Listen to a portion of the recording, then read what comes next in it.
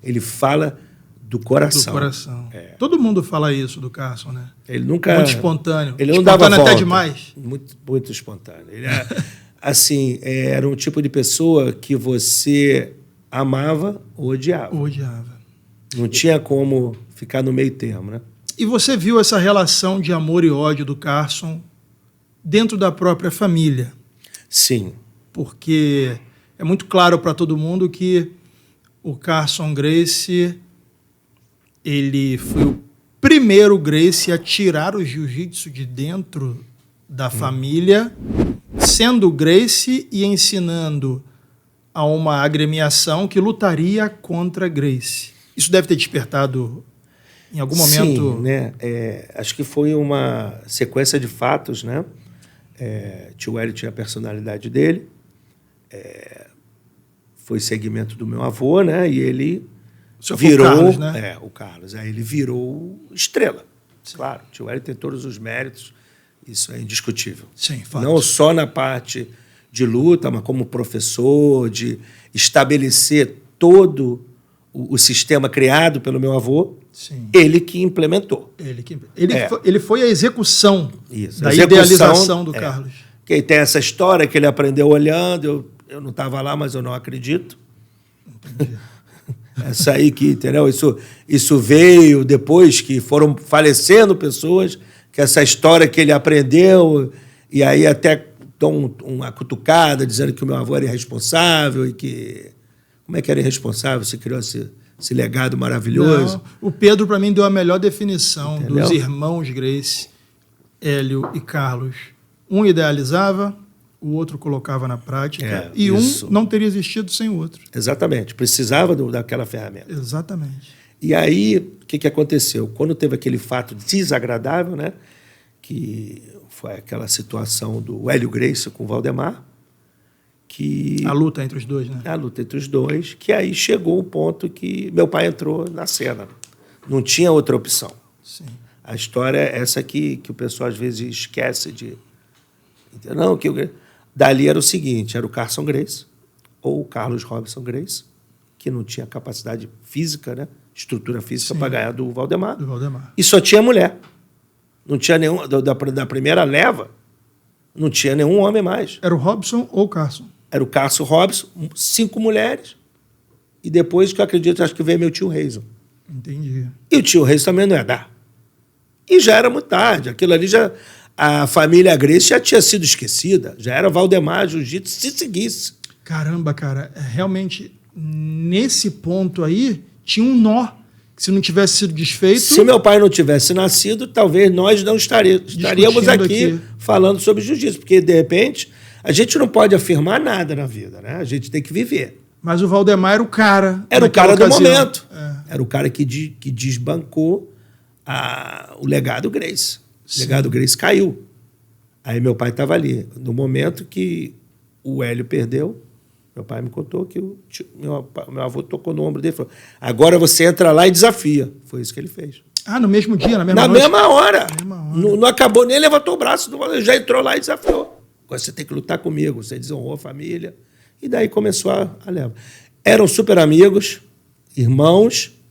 Aí ele falou assim: Valdemar, eu sou seu amigo, mas infelizmente você cruzou a linha e agora temos que lutar. E foram sucessivas lutas, né? Sim. Foram 3 lutas entre eles, não foi? Foram 6 lutas. Uau! Eu acredito que foram até 7. Eu não tenho certeza, porque o que minha mãe me contou que a última luta que o Valdemar lutou com meu pai, ele estava precisando fazer uma grana e falou: pô, Cássio, luta comigo, mas não vai devagar comigo. Vai devagar. Não me finaliza, porque senão eu vou perder meu emprego. E aí meu pai aliviou. Eles continuavam amigos depois? Amigo, durante o tempo todo. Que legal, cara. Não, meu pai nunca teve nenhum problema com nenhum dos adversários dele. Nunca teve. Profissional o negócio, sim, não? Sim. Entendeu? Sim. Meu pai tinha essa visão, entendeu? No entanto, que o pessoal sabe que ele se dava com todo mundo. Ele sempre lidou com todo mundo, né? E aí, o que aconteceu?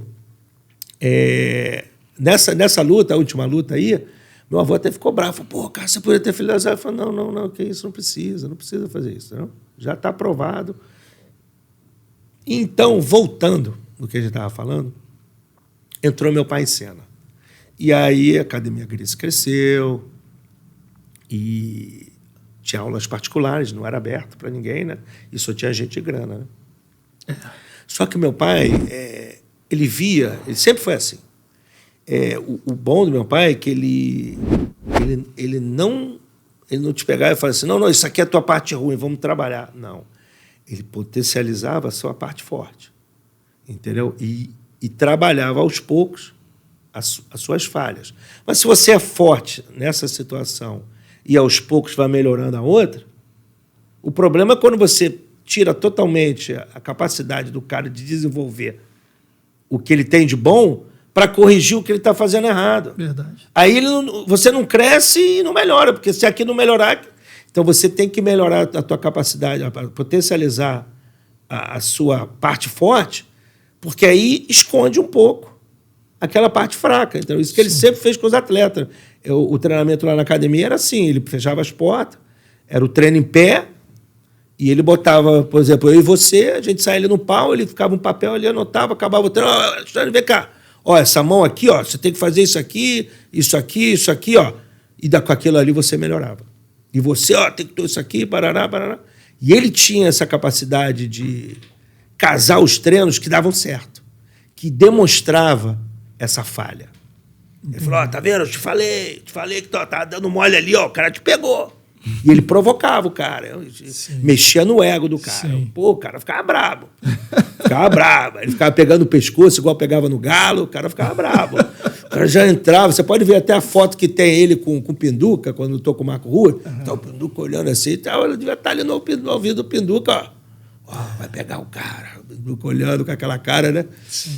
Mas, então, aí o que acontece? O tio Hélio tinha um ego muito grande, né? Que ele estava por cima, e quando ele caiu, que subiu o meu pai, ele tinha certa implicância com o meu pai, que o meu pai queria. Se ele visse Alexandre, então para você... o conflito começou, segundo você, depois que o Carson já venceu o Valdemar? Já dentro da academia. Tudo começou dentro da academia. Por quê? Tio Hélio queria proibir meu pai de ensinar o que ele quisesse. Ele falou, meu filho, mas ele é meu aluno. Tudo bem que aqui na academia, mas eu estou vendo que ele tem capacidade, eu vou ensinar, mas não pode, é do programa, não pode. E meu pai falou, mas por quê? E aí, devido, entendeu, outras questões foi que meu pai não recebia, né? Tinha que receber o dinheiro, não pagava ele resolveu sair. Falou, porra, estou trabalhando aqui, vou abrir minha própria academia. E foi quando ele abriu a primeira academia dele. E aí foi revolta. Aí começou, entendeu? Se eu não me engano, ele abriu a primeira academia dele com o Ivan Gomes, em 66, porque eles fizeram aquela luta memorável, onde ou ficavam amigos ou se matavam. Meu pai falou que bateu tanto que a mão dele ficou desse tamanho que o Ivan Gomes pegava e levantava.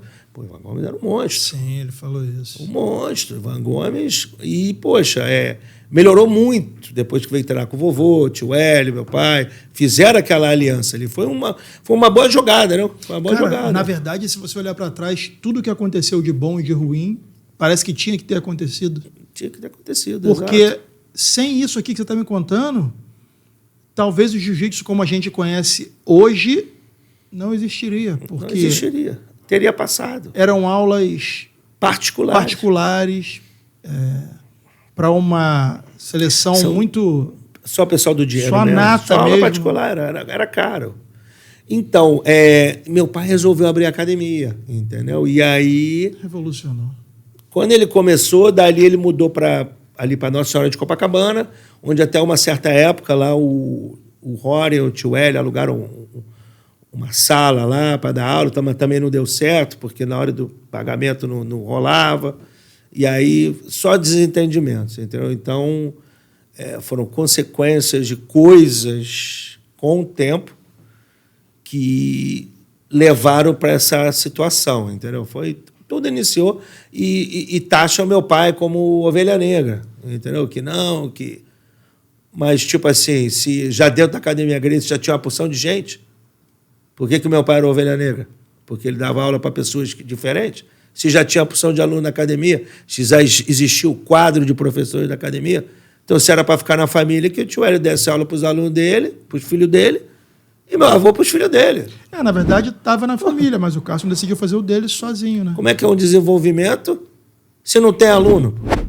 Cacique sem índio? Não existe. Obrigado por ter assistido a esse corte. Caso você também queira viver de YouTube e ganhar até $3.000 no seu primeiro mês remunerado, não deixe de clicar no primeiro link na descrição desse vídeo. Caso queira assistir ao episódio completo, o segundo link na descrição desse vídeo é o link direto para o vídeo no YouTube. E caso você queira ouvir no seu celular, através da comunidade do Hotmart, em segundo plano, exatamente como funciona o Spotify, por R$ 3,99 na comunidade Connect no Hotmart, você ouve a todos os episódios no seu celular. Abraço!